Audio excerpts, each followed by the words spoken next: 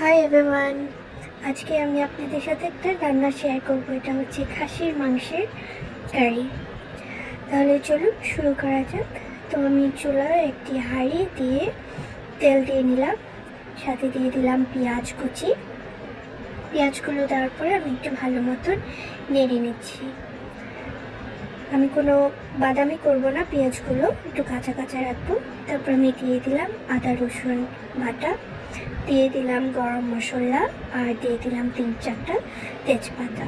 দিয়ে আমি একটু নেড়ে পানি দিয়ে দিলাম একটুখানি, যাতে মশলাগুলো ভালো মতন একটু মিশে। এখন আমি দিয়ে দিব আসল মশলাগুলো। তো প্রথমে দিয়ে দিচ্ছি লাল মরিচের গুঁড়ো, ধনে গুঁড়ো, হলুদ গুঁড়ো আর জিরে গুঁড়ো দিয়ে আমি ভালো মতন মিশিয়ে নিচ্ছি।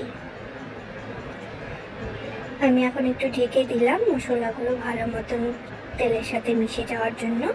তো দেখতেই পাচ্ছেন তেল আর মশলা একটু আলাদা হয়ে গেছে। এখন আমি খাসির মাংসগুলো এক এক করে ছেড়ে দিচ্ছি হাঁড়িতে।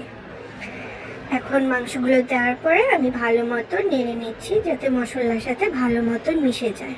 এখন আমি স্বাদ মতন লবণ দিয়ে দিচ্ছি। আপনারা লবণটা পরেও অ্যাড করতে পারবেন যদি আপনাদের মনে হয় লবণ কম হয়ে গেছে। তো আমি ঢেকে দিলাম, একটু পর পর আমি ঢাকনা উঠিয়ে নেড়ে দিচ্ছি। তখন আমি পরিমাণ মতন একটু পানি দিয়ে দিচ্ছি, যাতে খাসির মাংসটা নরম সফট হয়, খেতে মজা হয়। তো যতক্ষণ না মাংসটা সফট হচ্ছে আপনারা ঢেকে রাখবেন আর একটু পর পর নাড়া দিবেন। তো আমার মাংস অলমোস্ট রেডি। আমি এখন উপর দিয়ে দিয়েছি কয়েকটা কাঁচামরিচ, দিয়ে আমি একটু নেড়ে আর একটু সিদ্ধ করার জন্য ঢেকে দিব। আমার রান্নাও কমপ্লিট হয়ে গেছে, দেখতেই পাচ্ছেন খুব সুন্দর একটা রং ফুটে উঠেছে।